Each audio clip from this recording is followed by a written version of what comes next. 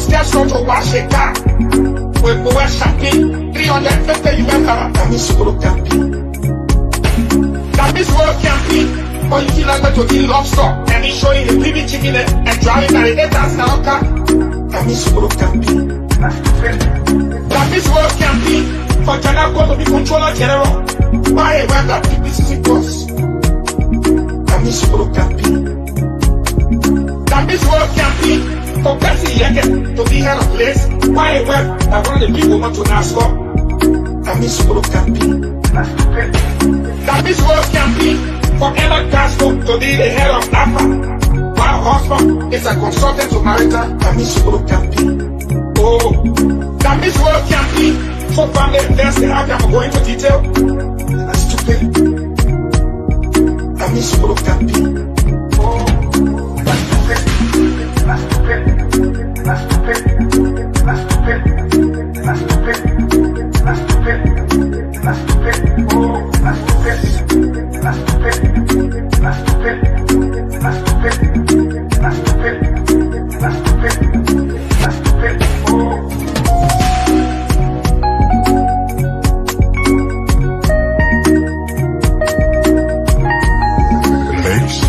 There are 5 priorities we have, and we call that the what's.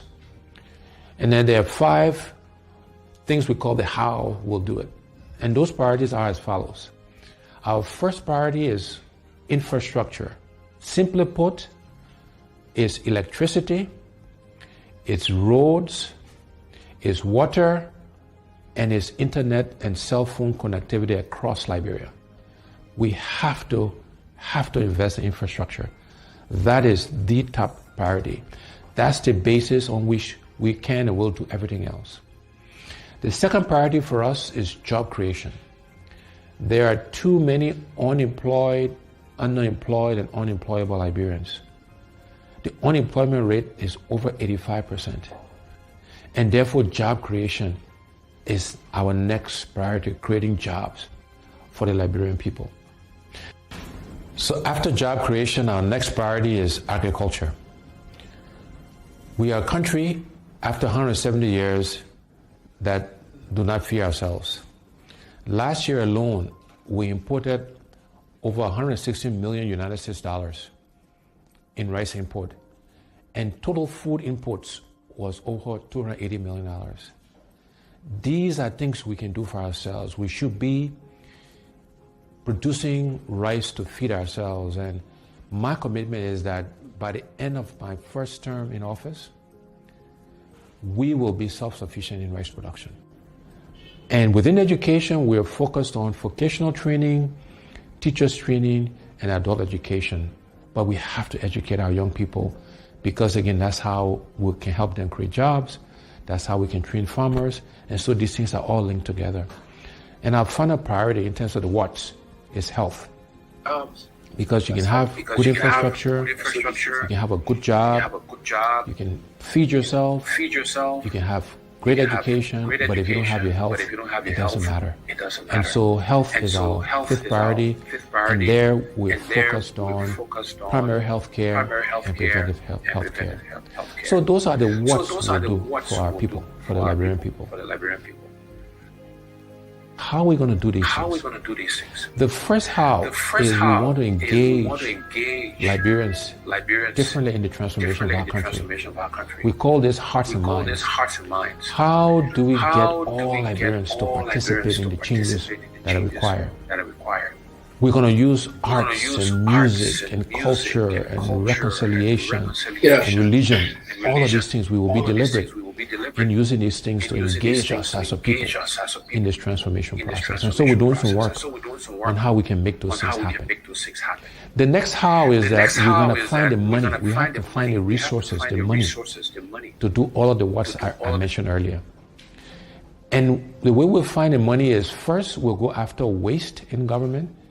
You know, we spend a lot of money on things that we don't need, or we pay too much for things that we do need. So, for example, I believe the vehicles we buy for our government officials, we spend too much money on that. We should reduce the number of vehicles, and we should buy less expensive vehicles for our government officials. We need to reduce how much they make so we can pay teachers and civil servants and police officers and the military officers and healthcare workers, people who actually do the work. We need to pay them more money and reduce the gap between those at the top and those who actually do the work. The other way we'll find the money is going after this thing called corruption. You know, corruption has been the bane of our country, is the primary reason why we are as underdeveloped as we are today. And we will aggressively go after corruption. The first thing we'll do is we will appoint a corruption czar, a minister in charge of corruption in the presidency that will coordinate all of the agencies that are meant to find corrupt officials. Secondly thing we'll do is we'll make sure we are giving the resources, the money, the right people, the right logistics to the anti-corruption agencies, the LACC, Liberia Anti-Corruption Commission, the General Accounting Office, the Public Procurement and Concessions Commission. We will make sure they got the right resources to go after corrupt officials. After that, when we find people who are corrupt, we will prosecute them, we will put them in jail, and we'll seize the assets. It will not be good enough for you just to resign. Okay. So those are the things we will do to really go after corruption. I have committed that I will not take a salary. The salary that is paid the president, I will allocate it towards helping to fight corruption. That's how important I think it is to us. And then the other way we'll find the money is we'll make sure we're getting full value, the full monies we're due from our natural resources. We'll look to exploit other natural resources so we can get the funds required to fund healthcare, to fund infrastructure, to create jobs, etc., etc. So finding the money is the second how. The next how is we want to create a government of inclusion. We want all sections of our country to be represented in the government. We want opposition political parties to be in government. Because we believe that having a government inclusion will help all of us make the right decisions. It will make sure that we're spreading the resources of our country across the entire country. And then the last two hows, one is growing the private sector. We will focus on growing the private sector so Liberians can primarily benefit from that growth. No longer should Liberian business people be spectators to our economy. And we want to actively support Liberianization and encourage and provide credit and other facilities to Liberian businesses so they can participate. And last but not least, we will use technology. We'll leverage technology to help us achieve our goals. So those are the what's and the how's.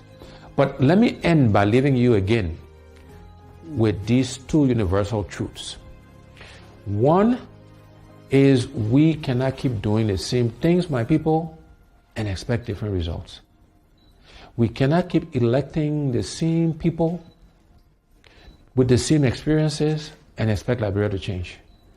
We need to elect and select different people to lead us, to serve us, to help us manage and run our country.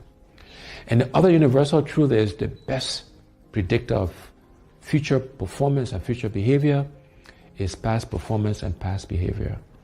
And on those two counts, I believe I stand head and shoulders above the other candidates aspiring to lead our country.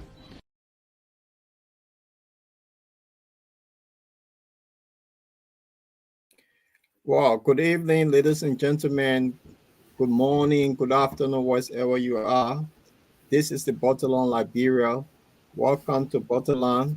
Linford, how are you? And welcome again. Yeah, I'm doing fine, Paul. And let me also say welcome to you. Hope you've had a wonderful weekend, like me. I've been having some wonderful time, good weather and stuff like that. Yeah, it been great, although the weather have changed. We're getting into the winter month now, so we have sun, but the sun, that chilled weather underneath is so, yeah. But all is well. And how is Norway? I know you guys, you get the stronger cold than us on this side. We have this thing in Liberia called Pipi. That's where we go in England. So yeah, how you're in? Yeah, I try to imagine when people from the UK talk about cold, then it's like, I still don't get it. But our weather is good. I remember when I was in Southampton going to school, the 4 years I spent there, I was always laughing at the people. My first year, that was 2008, December. That winter season. Yeah, I remember this little bit of tiny snow have come, which is not even 3 centimeter. And then I got ready because I was living a little bit on the outskirts of the city that time. I would take a bus for like 30 minutes. And I rushed to the bus stop that morning. I stood there. The regular time, the bus can't come. So I thought I missed the bus. No, I look at my time. My time was correct. So why the bus not coming? Then I waited. Then I said, well, let me go back to the house and ask my landlady to drop me. And I woke this old lady up. She drove me to the university campus. In fact, she put me down the high street. So I just needed to cross the park and then get on the campus. When I got there, nobody. And I've never met really Norwegian students because we were like pretty close to 30, 40 Norwegian students there. And then we were asking each other what happened. We need to hear on the local BBC, BBC Southampton to say because of the snow, the downpour of snow, no school. And we were looking at each other. What's going on? So, when we talk about cold in Norway, we're talking about minus 35, 40. Okay, then we know we are cold. But anything in the 20, 18 to 15 is manageable, So, by the way, since I've been in Norway, the coolest I've recorded was around 2001. And I was just here about a year from Africa, just about a year at that time. And it was minus 40, 41, 40 for complete 3 days. I mean, you can't imagine what I'm telling you about, Paul, where if you take a glass of water, when you pull it like that, it will make a long ice. Okay. That's the coolest I've recorded anyway. But the weather is good and things are okay. Okay.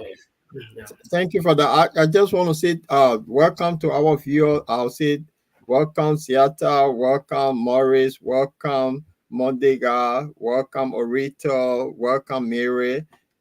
Thanks for you guys. Thanks for tuning in and watching all today. We're expecting J. Ren to be with us in the next 5 minutes. He just sent me a text message. So we're going to have a fascinating discussion tonight. What do you think of J. Ren coming on the show today? Well, I think it's going to be great. I've been following J. Ren for some time.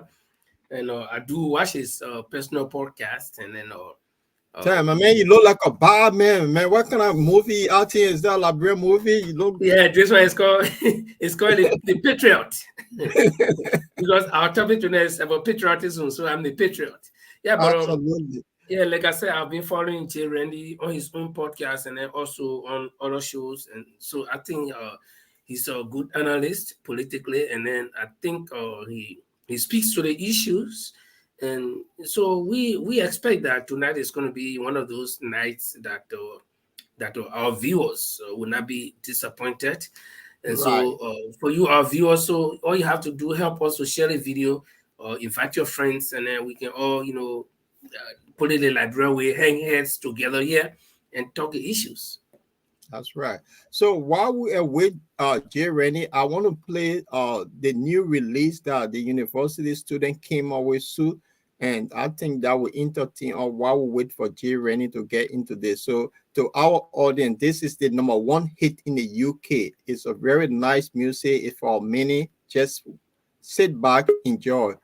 Rennie is coming on. Watch this.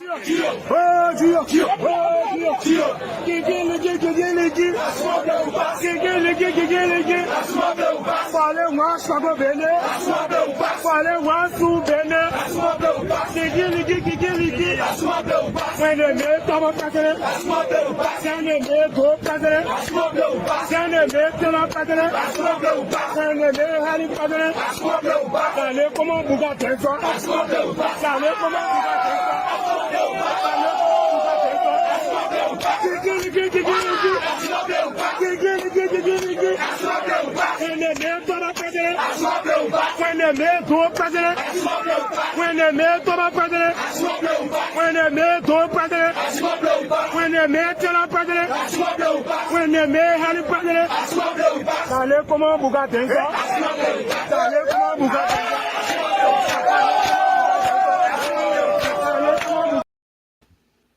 Well, I love this music. It's the #1 hit here. It made all of the university student. Jay Rennie is in the back. Linford, before we bring him on, what do you think of that music? What this music, there is something interesting about we Liberians and our leaders. There's a special way of belittling our leaders when we are about to get rid of them, whether peacefully or with violence. So we always have some little things that we attach to them. If you go back years back, we have several songs. That was around the Tiller time, the Duo time. They had some songs, Monkey Countdown, all these kind of songs. I was not in Liberia at that time, but I heard some of these songs. But the point I'm trying to make is that when you begin to hear these kind of songs around, that tells you that something is not right. What is not right? I don't know, but it tells you that something is not right. And then at the end of the day, like people usually say, the end justifies the means. At the end of the day, then we come out to see what was not right or what is not right. So I think the song itself is giving us a message. Right. That's something not right. Based on that something is not right. And then they decided something is not right. They're telling us that they are prepared for tough days because they've passed through when they made Taylor president, it wasn't easy, but it still survived. When they made Ellen president, it wasn't that easy, They survived. So what do you think about this? As they say, come on, Buga dancer, meaning that this man who is kind of, insignificant, compared to the people whose name they mentioned, that means that something is not right somewhere. But what is not right is not my place to say it. So based on that note, I'm going to bring in Jay Rennie. Something is not right, and we're going to let the topic flow tonight. Welcome, Chief. Welcome to Butterland for the second time. How are you doing? Yeah, I'm doing great, and thank you guys. Can you guys hear me loud and clear there? Yes, we can. All right, you are very loud, Chief. Thank you. Let me say hi to Linford. Let me say hi to you, Paul, and thanks again for the opportunity, because I know you guys have to go through a list of candidates to see who would be the best person to represent your platform, and I'm privileged and honored to say thank you for that selection. And I'm looking forward to having a conversation with you guys based on the current event that are happening in the country and how well we can discuss it to inform our people out here and out there. So thank you guys for the opportunity. And sorry for the delay, because nowadays when you are parenting, you have to juggle between times. So I'm very, very sorry for coming on late, but guys, thank you very much. Well, I don't really think that you came on that late, because normally we have to set the stage before the guests can appear. So thank you. You just on time. All right, thanks. At least I'm super relieved now with my. At least you are safe. So we're warming up with the Buka dancing music because it's been a #1 hit in the UK. So we're just warming up. Oh, wow, I love that. Wow, that's good. That's good. That's good. So, Linford said, before we flow, Linford said something about that music. It tells us something, but we don't know what it's telling us. So, I don't know why you take on that Buka dancing music.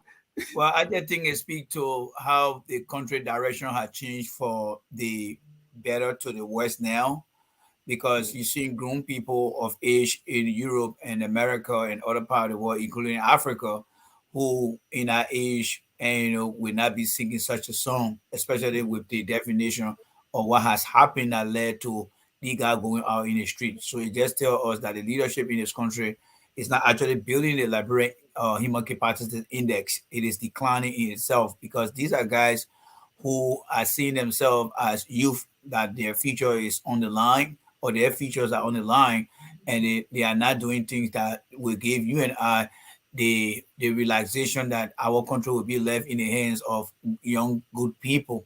So I just see that as a decline in our youth population based on how they are behaving. Because, like Mr. Comey always said, past performance will determine future performance. The way they are behaving right now, I don't have no confidence that we will have a better sense of country. And the world is projecting about 2030 the capacity on Africa will be a huge demand in terms of workforce. And if you have people that you just saw behaving like that, I just feel sorry some of them who will live up to 60, 70 years when they see themselves what they're doing today. I don't know who they will pin the blame on. And, but it's good that we're having this conversation to at least legacy some of the things they're doing so that tomorrow we can see. But it's not a very good image for our country, guys. Where we see youth across Africa is going to be a very significant part of the competition that the world is looking forward to. Well, Right. definitely when you talk about in the next 10, 20 years from now, how they will look at themselves and who they will shift the blame to, it reminds me of this song. I don't know the singer, but the song I collected one lyric from it. Mm. It says that every generation will blame the past generation. So definitely we are the ones that they're Yeah, going to blame. You yeah, know, yeah. So we are going to be the ones to take the blame, and so we have to do almost everything beyond our reach to make sure that we correct some of the ills in the society, or else, like you said, we don't expect anything better in terms yeah. of the demand for workforce in the coming 10, 20, 15 years. Yeah, and just to add to that, Paul, what Linford just said, Mm. back in the days, our generation, the generation prior to our generation, everyone used to blame each other, but the generation that came before us, they didn't have any reference source. But today, with the technology now, Hmm. your children, my grandchildren will say, no, that's not the truth. We have video here that show that there were people who were identifying your errors, your deviations, and you guys did not pay attention. And those videos that we are making today will be a reference for us. So we stand a better chance in the technology. While they are doing things in the wrong direction, we are trying to provide corrective action. So those things will meet at the end of when they will start to bring out the cases. And I think it is good that while we are having this on a platform discussion here. Right. So that lead me to the question that we're going to talk about patriotism. Mm. And those young people is the clear example. We the generation before us and the generation after us. Why Yes. is it that people in Ghana, Ivory Coast, Guinea, they are more patriot than people from Liberia? So that's what we're going to put. So I'm going to put this on the stream. So from your own understanding, how do you see patriotism and why is it Liberia we are not that people that really love our country in another sense? So I will link it with nationalism as well. Well, I mean, every country, even that were colonized by the colonial power and they gained their independence, it was a reason why they asked themselves, should we continue to live under this kind of stress? Even when the United States were founded, those that came from Europe, they asked themselves, should we live in a situation like this? What I'm trying to say, if you define your goal, if you have a vision and define your destination, you will know exactly what you're trying to aim at.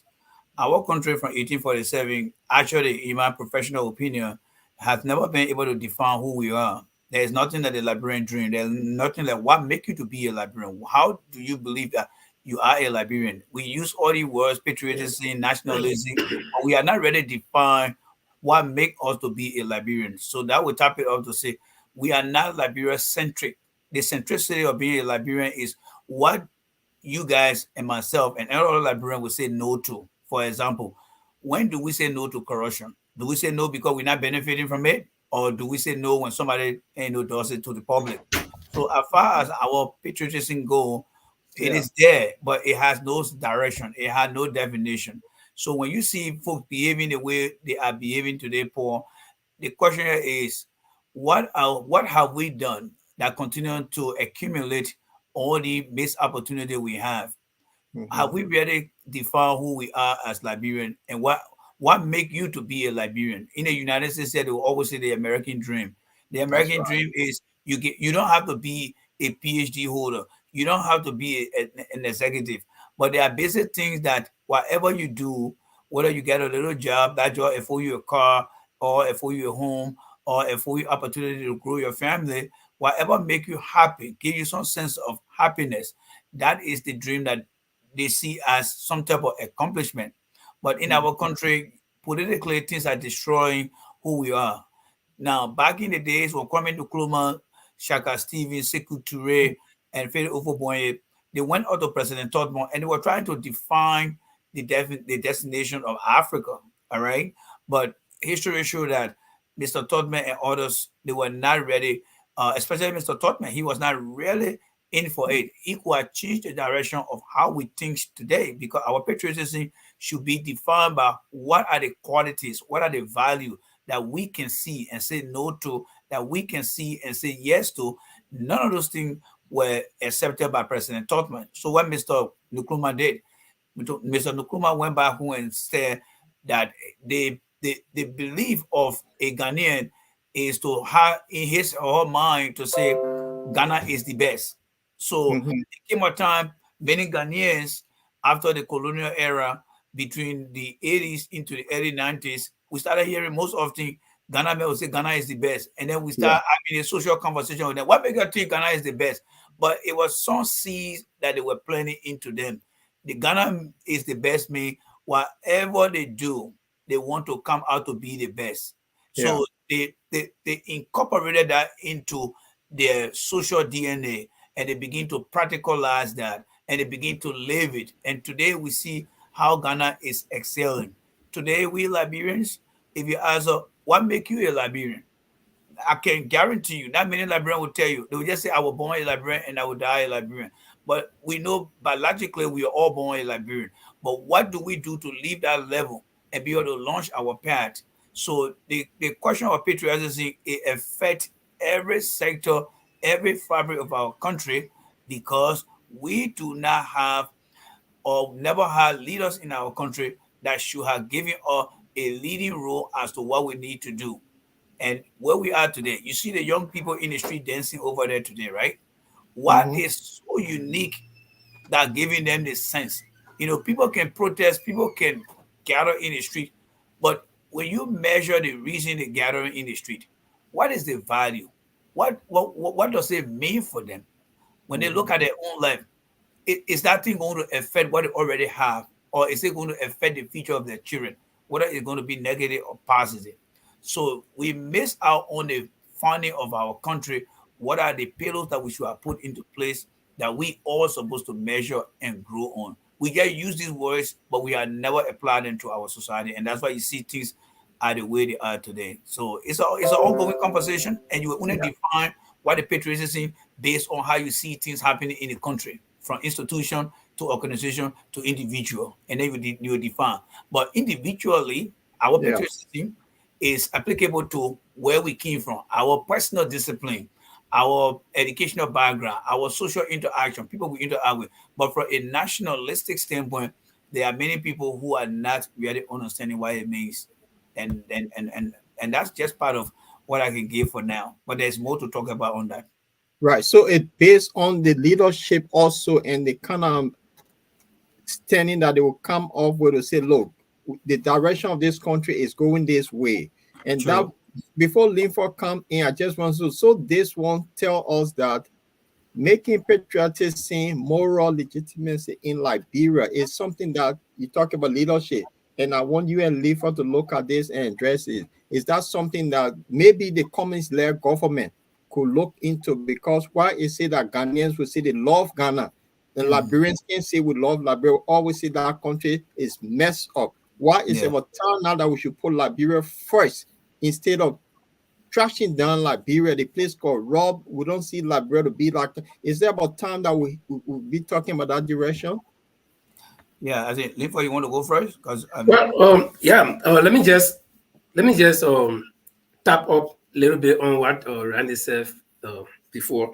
You know, one of the reasons why Liberians have always been this way is that I think if we trace our history, where we felt or we still feel that we were colonized or we were brought up by the great country in the world, but then at some point, in my own view, we were left alone to pull ourselves up by our bootstrings.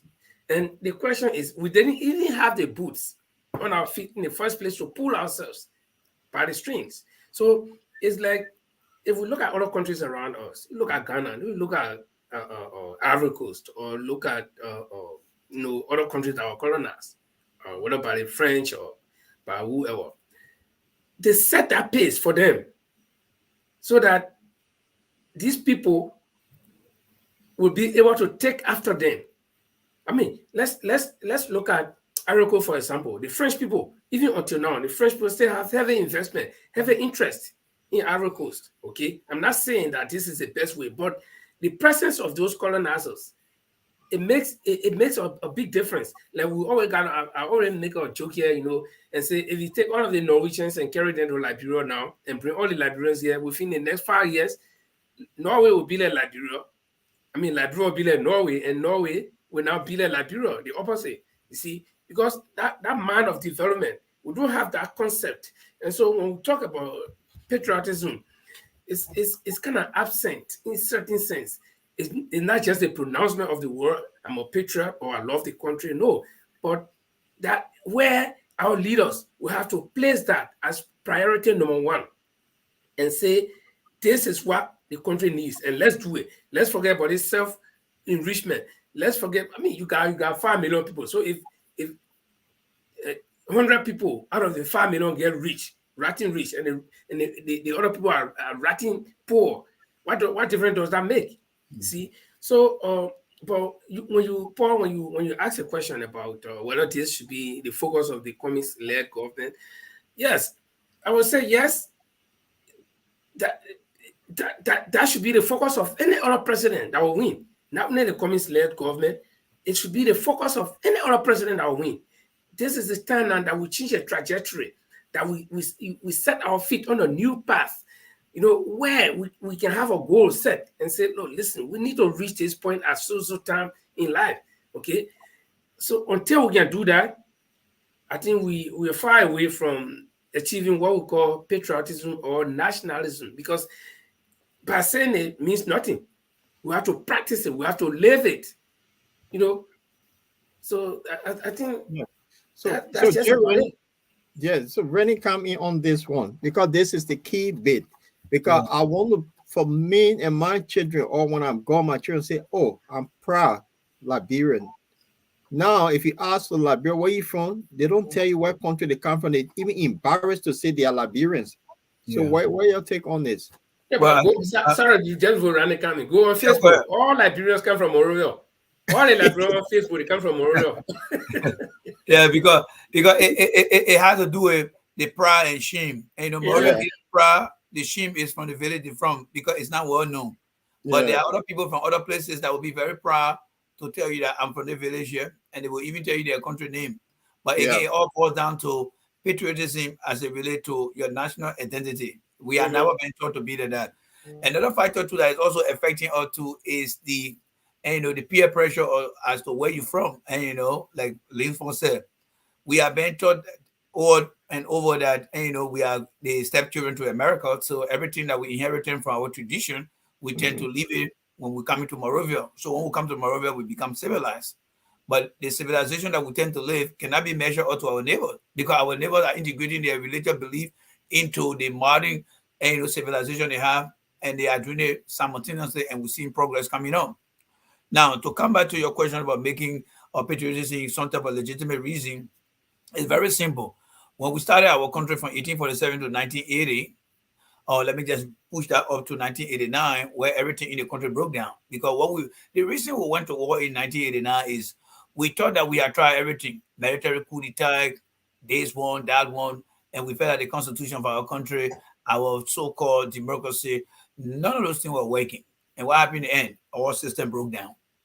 So if everything is down, broken down to pieces, when we come back, did we really ask ourselves, guys, what did we go wrong?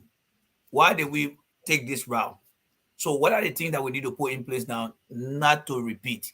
The way Liberians are behaving today, if somebody were to come from Mars and say, you see that country where they kill almost 250,000 people, and that person will say, for what? Well, because they had disagreement.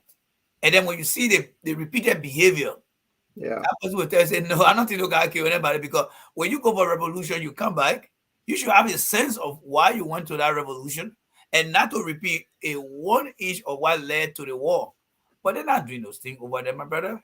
They're not doing those things. So what do we do right now? All right.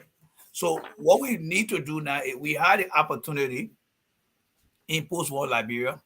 Ellen Johnson said he should have defined what is the new pathway that we need to take. Because when the war came to an end and we started our new voting democracy, everybody was like, okay, let's watch and see what the new administration is going to do for us. Everybody's mind was like virgin at that time.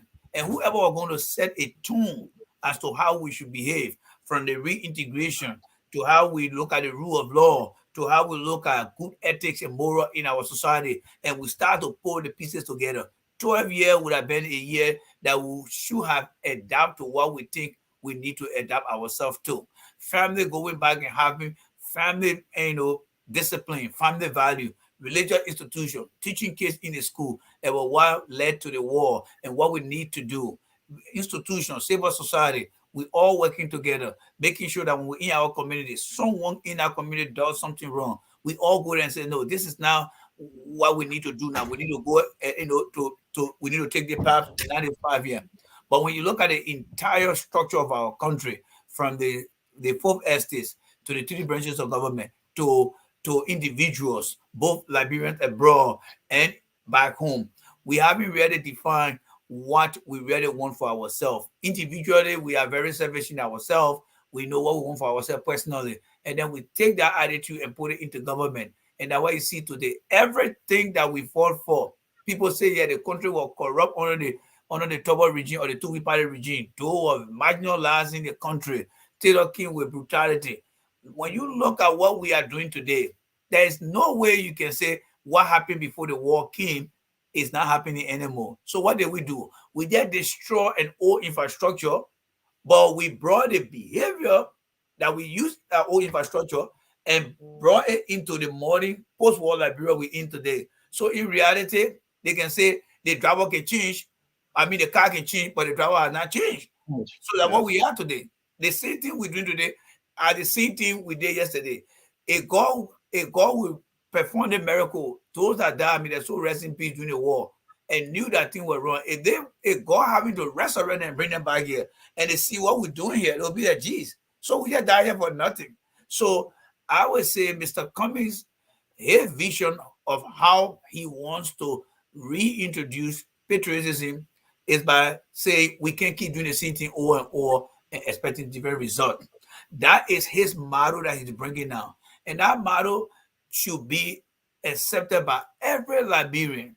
Because what? Even in your home, if you are not having a better conversation with your children, you are repeating the same thing and you will not get different result. Even in a school, if the teachers are not presenting the lesson because the principal and the other administrator are weak, the result will still present itself. And when you say we can't keep doing the same thing over and over, that alone will be tied into patriotism, because patriotism is just the definition of the self. But what we do to apply our behavior, because everything that happens is based on our human behavior. But what will remind us and keep up in our close confinement are the framework. So patriotism is the frame that we're in. But the way we manage ourselves within our frame, how we drive in the car, it will give us the sense that we are a better driver or we're not. So we miss the opportunity of being, or defining ourselves after 1847 through up to 1989. So if Mr. Cummings comes in and says we cannot keep doing the same thing over and over, he is now giving us a new beginning. But are we up to the task? Look at what happening today. You see the young guy dancing out there. Instead of them asking themselves, how patriotic these guys who are being sanctioned? What have they done to us that will have affected us and our children? And what is the patriotism in there, and what is the unpatriotism behavior that they exhibited in there? Again, it all boils down to creating education and creating awareness. So before we even look at patriotism, we got to understand what is the mindset of these people before we can prepare them to understand what patriotism is. Is it too late? And what is those who are running the different party? What is the party discipline measure? What are they doing to educate their members? And are they just using these guys just for political benefit? So in our life, I think Mr. Cummings yet saying this thing over and over will help us. But we out here have to be the enablers. And like the conversation we're having now, it is very, very, very uncommon for you to find it on other network. And that's a challenge we have. So if Mr. Cummings, if you targeting from now to 2045 to say, oh, I think by then we'll start to understand the pace at which we're moving right now, looking at the other platform and in the country, is going to take beyond 2045 because we are in minority presenting the messages here and people are buying into other people's view and stuff like that. So that is the long-term challenge that we have. And I mean, it's what it is, but we cannot give up. We gotta keep talking. Right.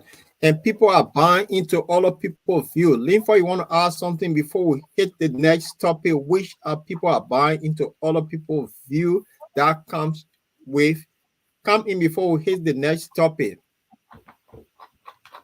You muted. To probably read some of the comments here, then we can proceed. Because I believe our viewers are very important, and this is their way, their way of contributing. So the first three people here, Monica, Orita Menon, and Madeline Mary Davis, all said greetings. They all greeted us. And then for coming down the line, Monica wrote here that our country is heavily political. Politics matters to most people or most Liberians, and that has to do with some of the topics we're discussing. Then if we move further down,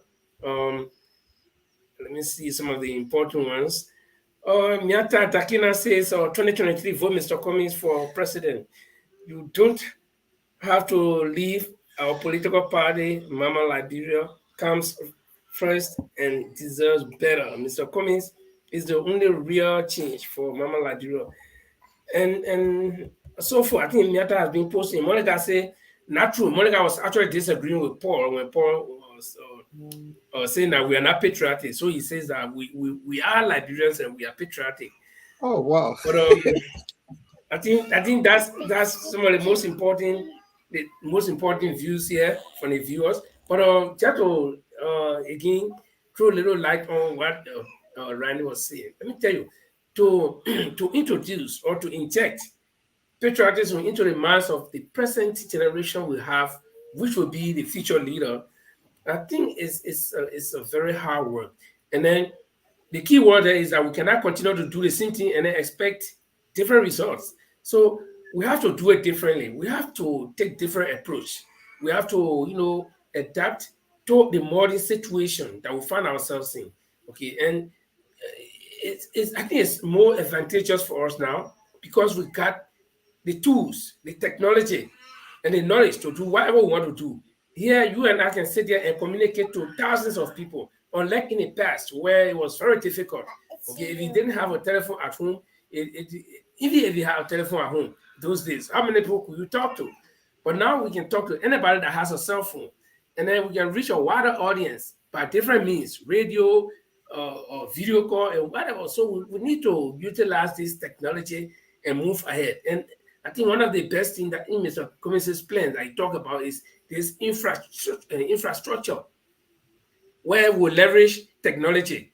You see, so I think that will also help to change the narratives. Right. So there's I got this from Flomo where he said ungrateful to President Turbo and Mana Eddie said, I think it's for you, Jay Rennie. You want to address this guy? Well, I mean, why it is true that we appreciate the audience out there. We got to be very mindful because sometimes they tend to take the topic and take off the line. So I'm just bringing my experience, but I appreciate them. But I would like to speak to one of the comments that Linford read, where the gentleman talk about we are patriotism. I mean, we are patriots, we are Liberians. Patriotism can be defined in individual own definition of how he feel. But does that measure up to the universal acceptance of patriotism? Right now, the guy you see that we're dancing in the street, or they will tell you we are patriots, and we are patriots for the cause. So it all boils down to social engineering by applicability. And people identify themselves by party lines. All right, people identify themselves by religious connection. People identify themselves by travel group. So in themselves, they will see themselves as patriots. But does that mean that patriotism is actually a universal patriotism that provides equity for everyone in the society where you find yourself? What is the ratio of the two? And so and that's why we have to look at the patriotism from a national standpoint, from being centric, Liberia centric, the centricity of Liberia being what has happened to the country. People who have been sanctioned and euthanasia in the street, but you see yourself have been patriotic to what happened to the president. But the action of that person, the behavior of that person, how do you measure that across the landscape of the other population of the country? If it affects the population of the country, then it's not your patriotism is not really a national patriotism, but rather a party identity patriotism. So when people use the word, we have to ask them to tell us why are they using it, because their own action, we can see it from outside, but when they are able to explain it to you, you will determine whether they want it this way or that way. But it's good to understand the fact that knowing something is also your right to understand. Like I always say, your right to know something is your right to understand. They all know that patriotism means to do something, but do you understand what are the components that really build the patriotism out? We don't know this thing here until we begin, and that's why the conversation is very clear. So that brother, the answer is not wrong, but what I just think here is based on social engineering with application or the applicability of identity. I can be a patriotic listener to the show here, and but if this show is not really relating to all Liberians, does that mean that my patriotism is nationalistic? No. If a show is actually giving message that everyone can benefit from, because the truth of this show is telling us how to govern ourselves, how to become a patriotic Liberian, not only for the group of people that we know here personally, but for all Liberians, then we can see that patriotism going in another direction as well. Yeah, so that's how I see it in that direction. Thank you. And based on that, I'll say thank you to our audience. Well, let me chip in small. Like what Randy said, your right to know something, it should also be your right to understand what you know or what you're talking about. Yeah. See, some people do not analyze the topic, or they do not even try to make comprehensive contribution. Okay, like let me put this stuff up. His question to us is whether Mr. Cummings is bringing people from heaven. Now, what you do know, Mr. Suba, is that the leadership of the country can influence what the people do. Okay, the leadership of any nation. I don't know whether you are a parent, Mr. Suba. If you are a parent, you know that if you sit before your children and drink profusely, your children will grow up to remember that you are drunk and they will begin to drink.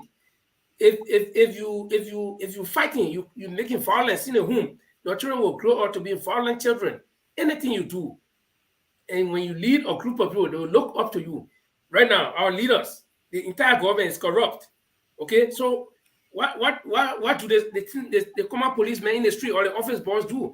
If you go to see one minister, the office boss say, "Come put smart in my pocket before you can allow you to see the man," because it starts from the head. So to answer your question, Mr. Suba, we don't want to make a show, personal, people's view, certain view. You just got to nail it.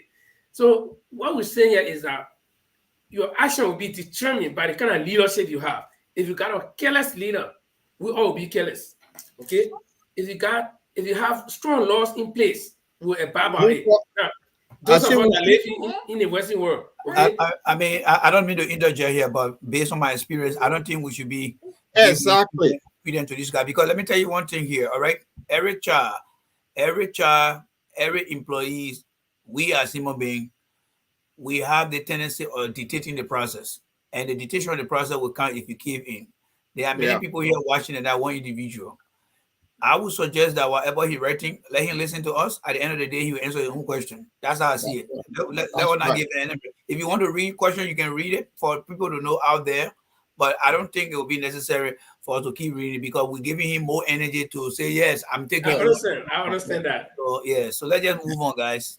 So based on that, and since the other platform are not educating our people, this is where lead to the next question. And that's why the role of the media institution. That the role of the media institution, we found out that there are mixed messages that comes out.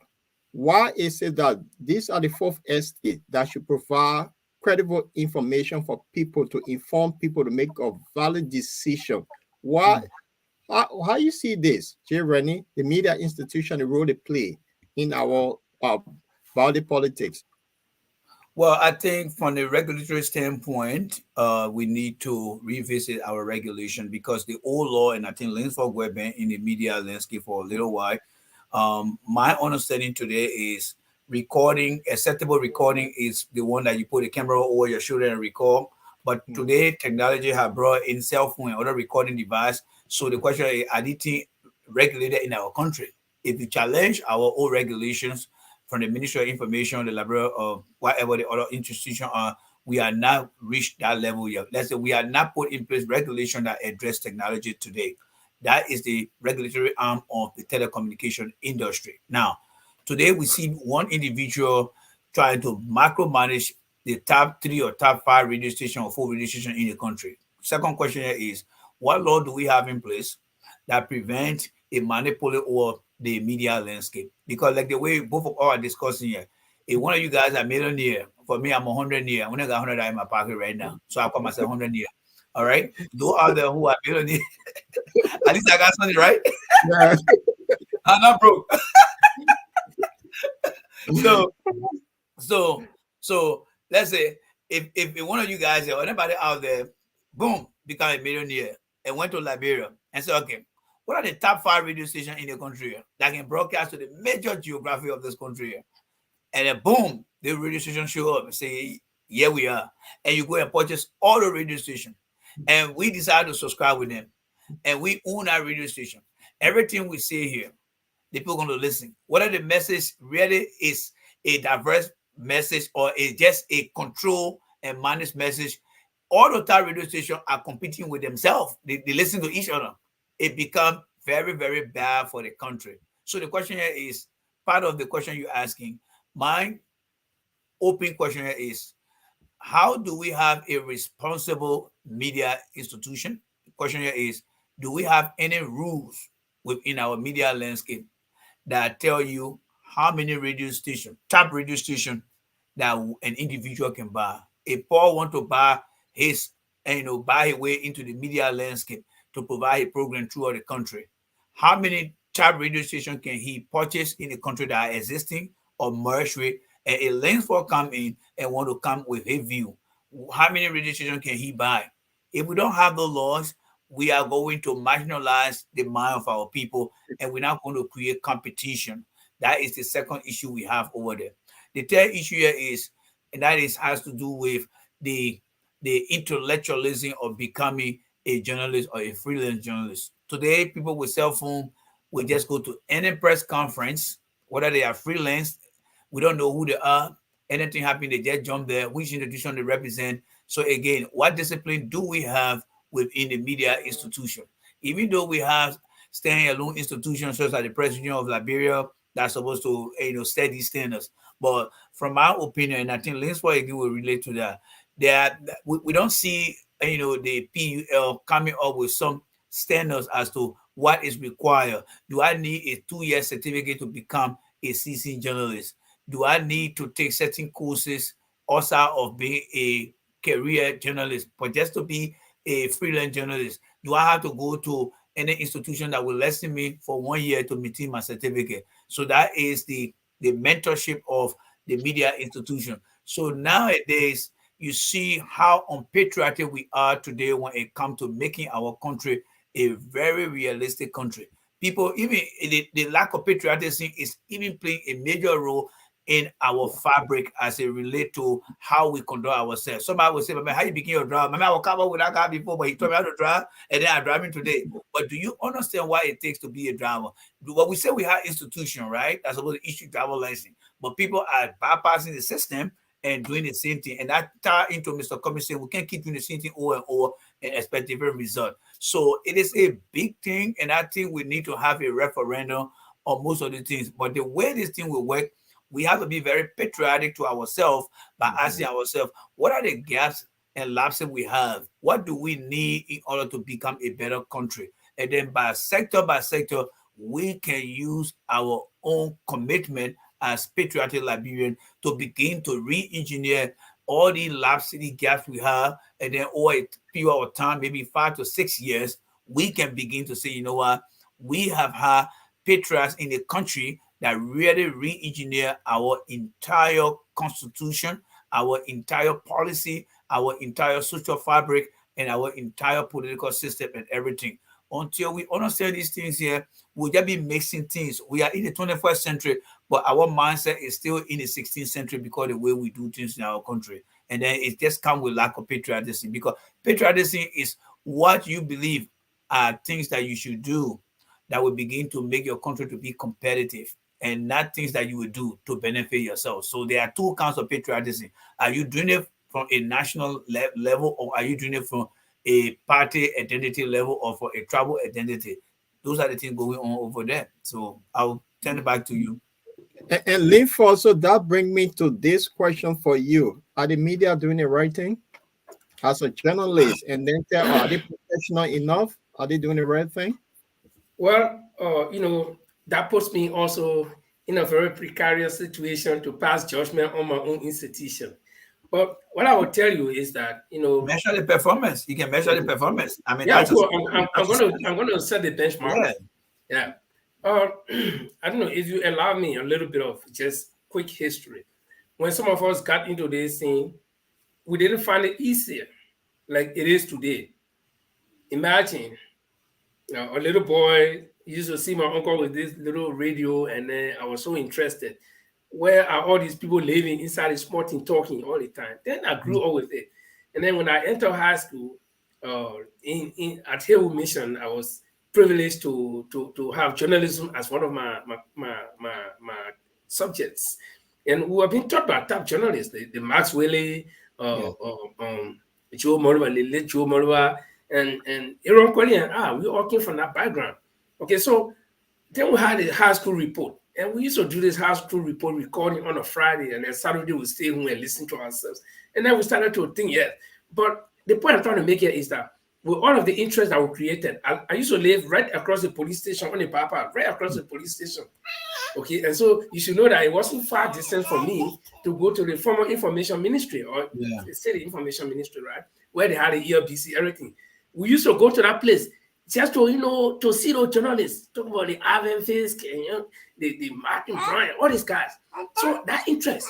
And then imagine you trying to be a journalist, and then you got Otimano Clark Williams sitting, So the kind of people we met, and when you see the guy, you're a friend. This is the guy that can be on television, you're a friend to even go near, something like that. And then, finish high school. Then I was so lucky, and I don't want to boast, but I was, if not, the youngest to ever be on state radio, Aaron Kweli and I, because I worked with LRCN, okay, and we had the 3 rural stations in Ghana, Benjamin, and Swedru. I worked at the Central in Monrovia, okay, and so 1988, I got on radio. So it was difficult, and even with all that, for you to even go, I was working. I started working at LRCN for complete 6 months. My own recording, my own programs cannot go on air. They have to edit it and choose what they want and splice it into a different thing, because they want to prepare us. I used to literally sleep in the studio almost, because I was the last in rank in the production department. So I was given a key. I'll go early in the morning, me and the security, I'll go early in the morning, open the studio, and I'm the very last to leave from there around 6 or 7 in the evening, because I had tasks to do. I have voice tests to do. Okay? But tell me, all the guys with the cell phones going around, are they going through that stream? No.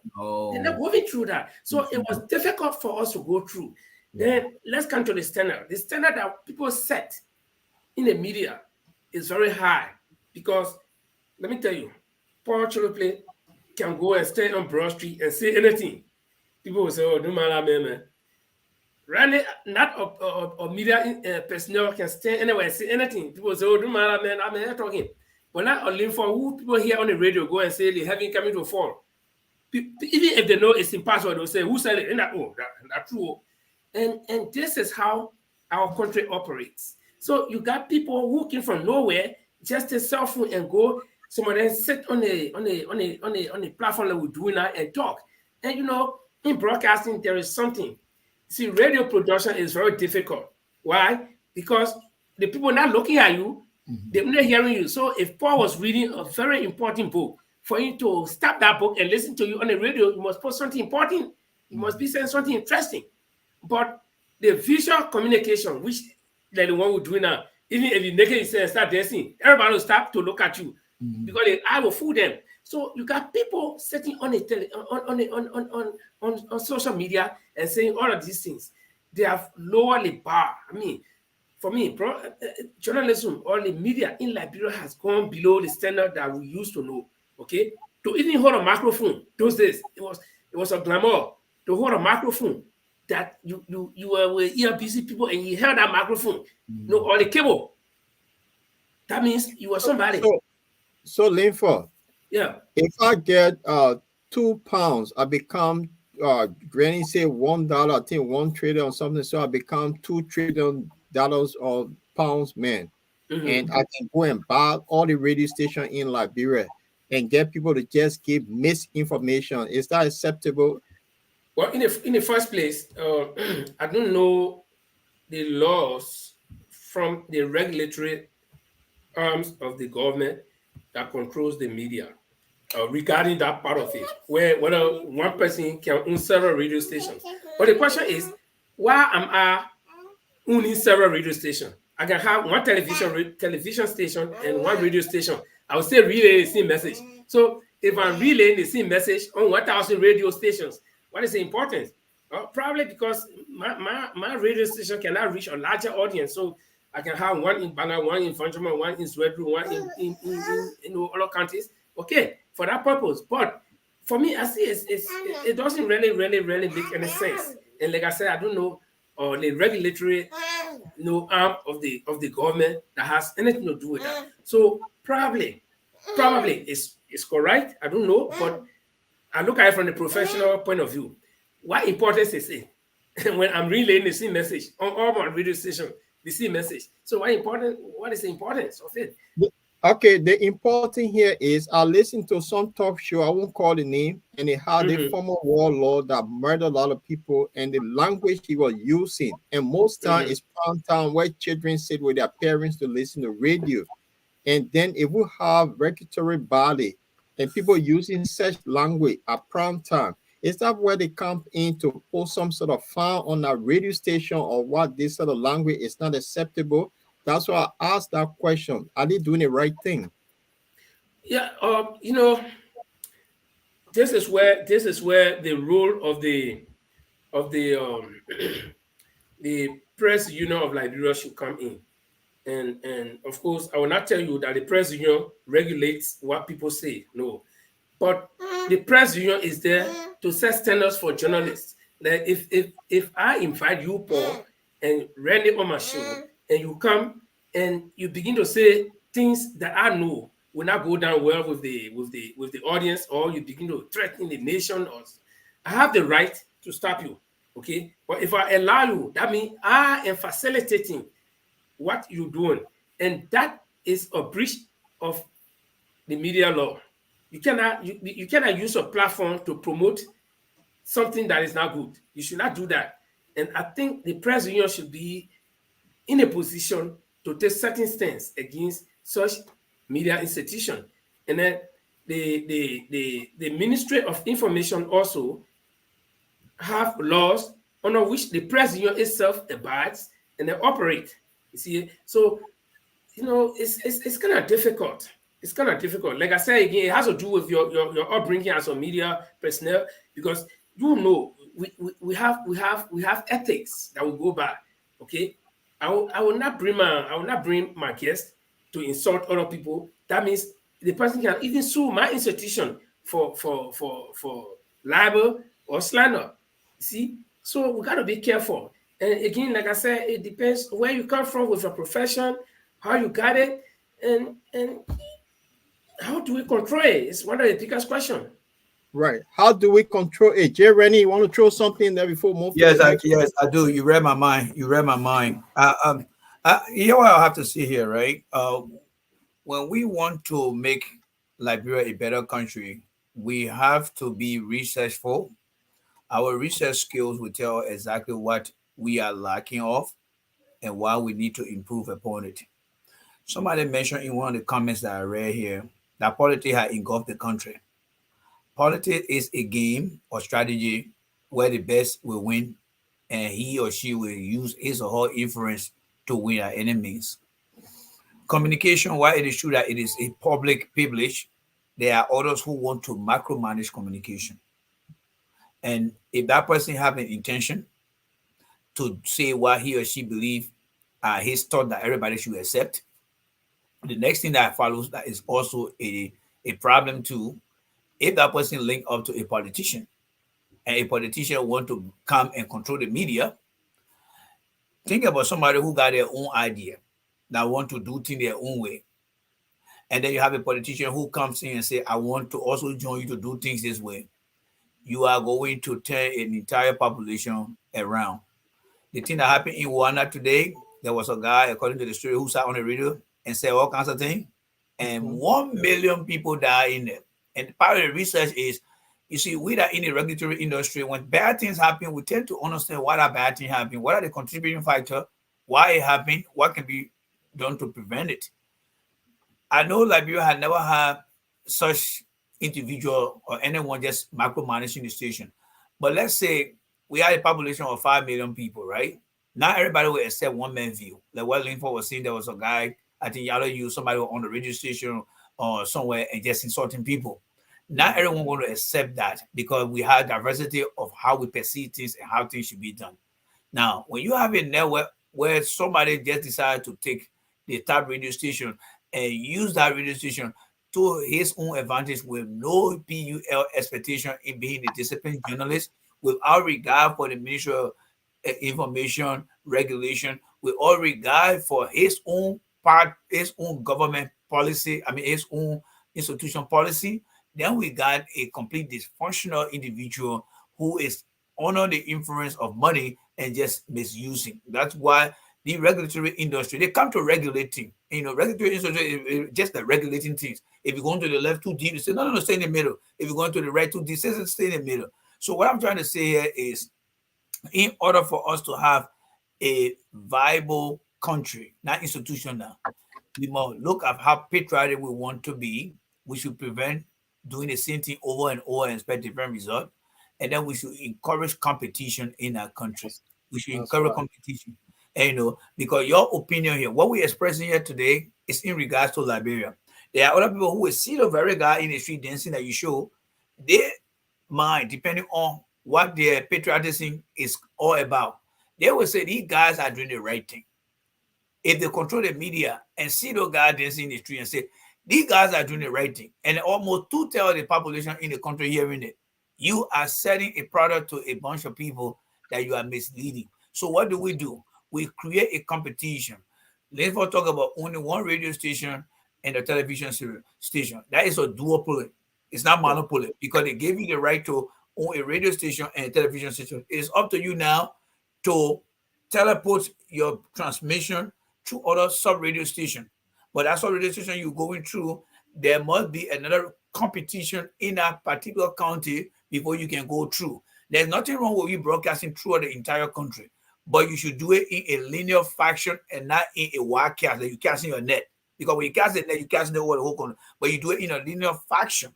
That means if you're going to Bapolu, one radio station in Bapolu, one radio station in Riboji, one radio station, then the other person that will come in and want to bring their opinion that will contradict what you say to should get one top radio station, one television station, and go in the same direction. That's why you see today in America here, we got CNN, we got MSNBC, we got Fox.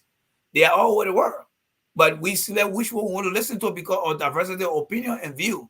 So nobody will control the media landscape. So that is what I'm asking about the rules in the game, because we got to be mindful of people who will just want to marginalize the entire. Take for example, the video that just came out about what's going on here. Can you imagine if one person was controlling that? It will damage the entire population. So we got a regulatory issue, we got an institutional problem, and then we got individuals who are not disciplined to Linford's point. And I can admit it, when I listen to Linford prior to the end of the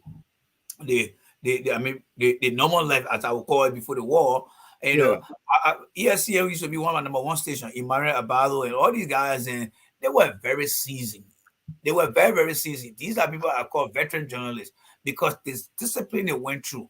Today, when they look at what they went through yesterday and see how things have been completely dismantled today, it brings about regret. It brings about, wow, why did we have to go through all of this? And here we are today. And when they measure, if they had been on that trajectory with all the war, where will Liberia be today? When Lindsay said, when you see somebody got to even hold a wire, if we had never had war, what do you think Liberia be today? That's With the right. technology? That means the standard would have been higher today. But the guy that didn't even know anything. You see, Liberia is so fortunate to be in an age where we got the technology, but we don't know how to manage it. So when everybody is in charge, who is in control of things? That's what happened in the country over there. We need to have somebody who is going to manage how we do things in the country. If there's nobody in charge and everybody seems to be in control, there you go over there. That's where you get. So that's good. And I just want to say to our viewer, for those who first time follow up, just kindly click the link to follow. So whenever Bottle comes on, you get notification, and you can please share this show with your friends. So this is a platform that we run in Europe, and Mr.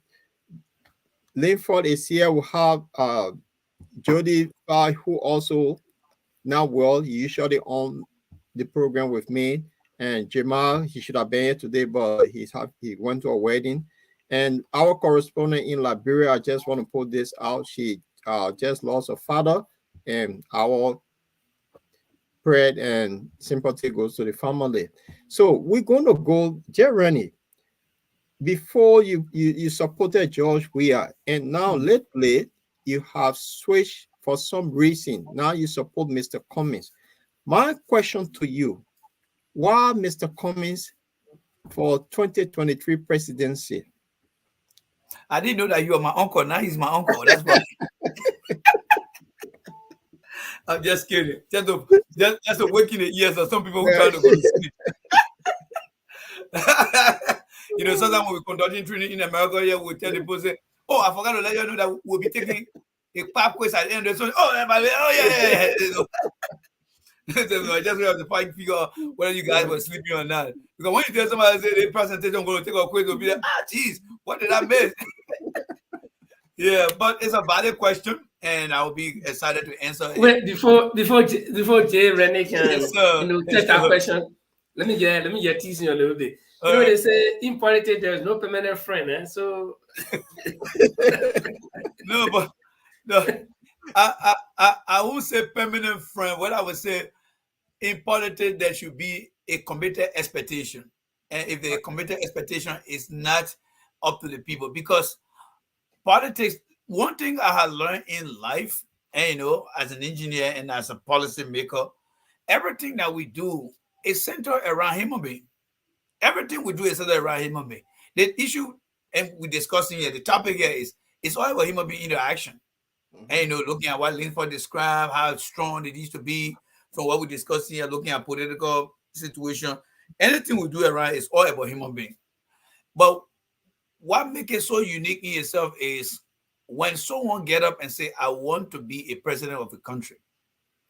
I don't know whether there should be a pop quiz or a training course that people need to take, and maybe they will get lucky to pass it, but they're not coming out with the understanding. But what I'm trying to say in regards to answering your question is this here, right? People will get up and say, I want to be president, I want to be senator. But do they really understand what they are going to do to certain people? Do they understand what other people come? So politics come with somebody's vision. Somebody who see a vision and say, you know what? If everybody riding bicycle to work, I can make them to ride electric car to go to work. Who wouldn't want to, take their life to the next level? But they are not coming with all the experiences. So professional people say, you know what? It's very difficult for everybody to come on a job with 100% experience. So what we do, we bring individuals together to be able to build for us a team. Now, politics come with that vision. That vision will identify things that are impacting the community. And as people who are literate enough, when you look at things that are listed on the platform, you be like, geez, this thing seems to be making sense, especially when it had not been the way it is before. So what I'm trying to say here is when Mr. Weir came, the massive exodus from 1989 to 2016, to 2000 and I believe or 2007 or 8, because I think the refugee program ended around that time. The massive exodus, by 2016, many of us in this country have reached a level where we could go back to Liberia and begin to utilize our skills, put things together. He had that opportunity because if you look at the major player on the field at that time of our politics, there were not nobody there at that time. And looking at Mr. Cummings coming in, it was like, this is a guy, but we don't know him like that. And we cannot wait for him to be here for 5 years. So we are expectation from us, all right, this guy will bring the team together because we have been working together. There were times that you saw me taking photo with we discussed things. So they gave you the idea that, hey, you're going to do things for us. And there were a lot of good people who came to support Mr. Weir. Because think about this. He's coming to the game with all experience. But his interaction with people to say, you know what, we're building a platform, we are engaging the community, and we think we're going to have a better outcome of these things. So the expectation is when this individual becomes president, we are expecting to bring good people on board. And the factor again that happens there again, you have people that you trusted too. Like, for example, Asif Atokwa. All right. He came to me. I'm going to be very specific now because it's George Weir now. Right. Asif Atokwa. All right. I used to travel around the US at that time and, going from one state to another, carrying on my work. And Mr. Atokwa came to me and said, I need you on the team. And knowing who Mr. Atokwa is in America here, it's all about building link between professional people. And I'm like, are you sure about this guy? Yes, I'm sure about this guy. We tap into the program. Long story short, you know where Asif Atokwa left all today. That is another disconnect there. So when I decided to run Weir campaign, as a professional person, I said, you know what? I had to leave a room for some type of emergency. Most of the time you will see on the highway, civil engineer will build a road, and then certain time you see them watering the road.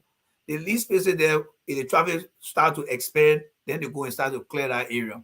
So as an engineer, I use the idea as, okay, I cannot trust it 100%, but what I can do is to make some declaration. So when I read his campaign, I said, if Mr. Weir does not do the right thing, I will come back here and criticize him. Today, I still have that video here. I got a video, I got the audio. And I can say this from my experience. If I had never had that video and audio, no librarian was going to believe me. One of the things that saved me today, because I said, if Weir doesn't do the right thing, I will come back here and criticize Weir. So all the opponents, all the pro Weir, when they're talking, I just bring that same video. They see it. And they be like, oh, my man, you get a man chance. Had I not done that today, it would have been different. Because when Mr. Weir came to power, he started bringing in Manuel Nukwe. He started bringing in Weston Gafile. He started bringing in old heads. I didn't have no problem with that. But what Mr. Weir also brought is the encouragement of the guy bad behaviors. He never set standards to say, you know what you guys are doing is not going to be condoned in my administration. And long story short, you guys know where we are today. We got 3 government officials that have been sanctioned. So what does that mean? It equates to what we're talking about and what I'm talking about here today. So long story short, my expectation of Weir becoming president, where he will be very open to bringing young Liberians in, consult with them, contract with them, give them timeline. When he became president, I told Mr. Weir through a video conversation, you need to ask all your directors and all your ministers to give you a 3 to 4 year vision plan. That will be 2020, 2019, 20, 21, 22. 4 year vision plan. By 2022, you will be able to tell the Liberian people what you have accomplished. Today, you find sedition going from one place to another. They're not telling you about Weir deliverable. This is the eve of year of the election. We should be going around and telling you, Linford, wherever you're from, when I took office from Ellie, the healthcare system was down at so and so percentage. We have improved that sector. The distribution of clean drinking water is here. It was here. This is where we are today. All the sector in the country, we cannot give you any progress report that his administration have managed to accomplish. Nothing. Eddie said the education system was messy. Where is we are with that education system? I felt that when we are rejected all these things, this was not the rightful person. And the people around his orbit did that kind of block everything from around him. And people like us say, you know what? I made a statement out there that if we are doesn't do the right thing, I will back off. And when I saw the fraction of population of people started to complain, is when I said, you know what? I need to take a break. I need to take a break and go out there. And then when I came out, what I started to do is provide constructive criticism. If the president does something in this area, I will come and commend him. But they continue to reject people who provide constructive criticism. So I sat on the sideline from 2018 up to the time this year when I met Mr. Cummings. I sat with Mr. Cummings and I told Mr. Cummings, you have spent much time in the country because I campaigned against you. I see what we said about you. Now I'm looking at your platform. And Mr. Cummings' platform, like I always tell people, is easy to read. It's easy to qualify him for the next term, and it is easy to disqualify him. Mr. Cummings have videotaped his plan. He got something he called the 5 whys and the 5 how, and he got 7 focus areas. I told everyone, it's very easy. Look at those 7 things. Get in the first year. If those things are not being done, you're going to hold him accountable. He's not going to say, oh, I didn't say this. So when he gave me those things, I said, okay, I read your vision. I seen your platform. I have to work with you because you're giving me something that I can hold you accountable. And we sat down, we had a conversation. So today, I'm asking people, you don't have to leave your party to vote for Mr. Cummings. The Republican in America here, when they decided to go against Barack Obama because some of them were so bad off, they decided to let Hillary Clinton out of the presidency. Democrats who were unhappy with Obama, they joined the Republican from Pennsylvania, and they voted for Donald Trump. They gave in the first 4 years. After Mr. Trump 4 years, Republicans that were unsatisfied with Mr. Trump, they came and joined independent and Democrats and voted for Joe Biden. I'm seeing the same thing to many Liberians today. This president had many Liberians to put their life on hold for 12 years. That is early 2 terms. There were diehard citizens that put their life on hold. They did not give up. When we came to them and said, I want to be senator, they went and gave we the senatorial position. We said, I'm not certified. I'm coming back, I want to be president. But after 17 years of the CDC celebrating their 17th anniversary, Mr. We instead of him coming out with a piece of paper and say, you know what? Today we have almost 200,000 people across the country that are electrician, plumber, IT specialist, young journalists who are trained. But what did he do? Started reading a music lyrics after 17 years. Those people not only lost opportunity, they gain ages on their life that they can never replace and nothing in their head. When he became president, what did he do? The same patriotism we talk about here. He was very patriotic to himself to say, let me go put my shoulder down first. Yeah. And he went and bid for the 9 unit. So his patriotism did not consider the people out there. And then the rest of the other colleagues started following those things. So when Mr. Weir started to bring these people in, that many of his supporters felt were corrupt under the early administration, I knew that his plan was not the right plan. And I started to provide constructive criticism. And of course, they turned against us. So setting with Mr. Cummings today, my strategy with Mr. Cummings here is I'm not going to be a member of the ANC party, but an independent supporter. Because I went to Weir and said, I am a sedition. And I became a empathetic sedition. But today now, as an independent supporter, I can say whatever I want to say to Mr. Cummings because I am an independent supporter. My independent supporter is based on the patriotism of what Mr. Cummings would say. And Mr. Cummings is in a line. I wrote Mr. Cummings. I said, Mr. Cummings, there are two reasons why I'm bringing myself as an independent supporter. One, Liberians believe that before they join or vote for any party, they should vote, they should become member of that party. We want to erase that. We want to say you don't have to leave your party to support Mr. Cummings. What Mr. Weah has done to the country and you is the reason why we want you to vote for Mr. Cummings. You can still keep your party because there will be a better candidate that will come in 2029 that will want to take on Mr. Cummings. And and you can still bring your party and say, you know what, Joe Weah, who was the party here, or Mr. Walker, who was the party here, we thought that they were not better, but we got a better candidate now. We can now go by and say, okay, let's see how much Mr. Cummings has done. Let's see what a new candidate will do. And then we can measure up. And so with that being said, Mr. Cummings appreciated the idea and said, okay, the independent supporter. So we're going out there now and telling people that you don't have to leave your party.